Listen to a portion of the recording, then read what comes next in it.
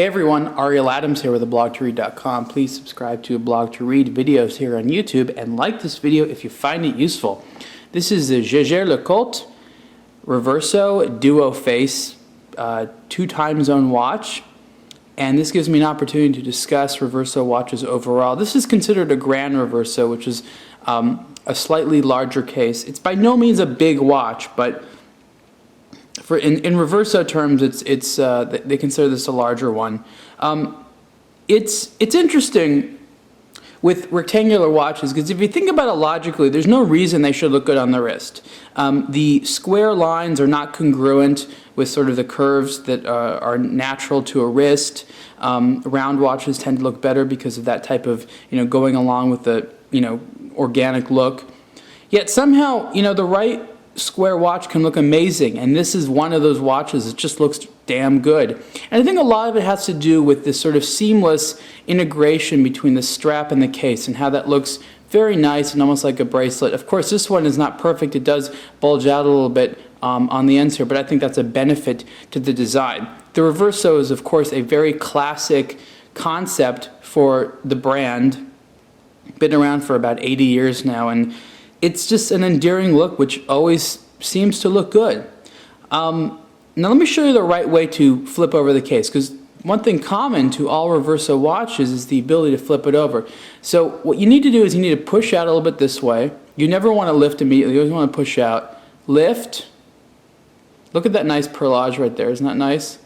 And then lower it and then push in like this. And boom, and there's the other face. Now, not all Reverso watches have 2 faces. This one happens to. Some of them have a blank back that you can use to engrave or maybe just see the movement and things like that. But this one is a useful travel watch because you have different times on each side. So let's go back to this one for a second. You have a really beautiful machine engraved dial. It's silver. You have blued steel hands. And what's interesting is that even though round dials are basically the easiest to read, I find that square ones like this are also very easy to read, which is strange because if you think about it, the hands aren't going to be the same length all the way around. They're going to be like properly sized here, but down here it's going to be a little bit different, but it's still great. Detailing this is fantastic. Jaeger is always a brand that does a very good job, and in French they say Jaeger, in America they say Jaeger, so you can call it whatever you want to. I don't think anyone's going to get particularly pissed off. This model happens to be in the 18 karat rose gold case, and the size of it is about 42 millimeters tall and about 26.1 millimeters wide, which again, I'll put it on my wrist in a second after I show you a few things.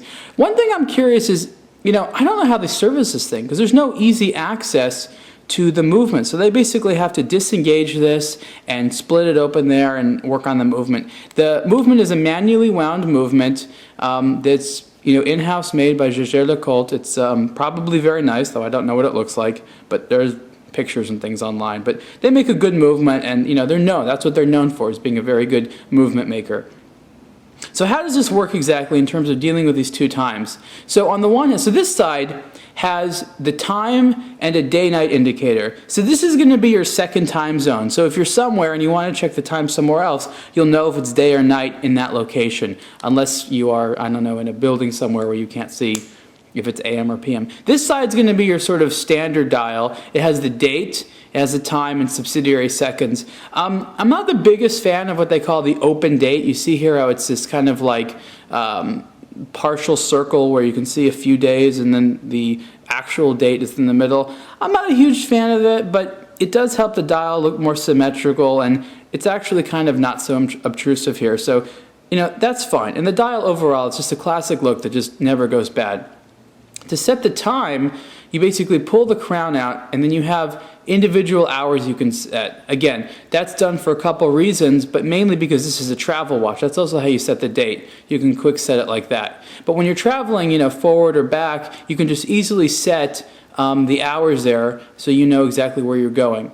Now, when you pull it out again, you change the time normally, but this also changes the time on the back. So basically, you'll change this time where you synchronize the 2 times, right? And then when you travel, you'll use just the hour adjust for where you're traveling to. And that tends to be how it works. So it's pretty simple once you get the hang of it. On the wrist, the watch is very comfortable. It's very classic. It's a very elegant watch. I mean, look at that. I mean, it's a very just classy look, very classy. I mean, I can't get over how classy it is. I gotta put the strap in there. I think it's an alligator strap or crocodile strap. Yeah, I mean, I never know if it's alligator or crocodile. I mean, I guess I can tell the difference. Does it really matter? I don't know. Beautiful looking timepiece, very, very elegant.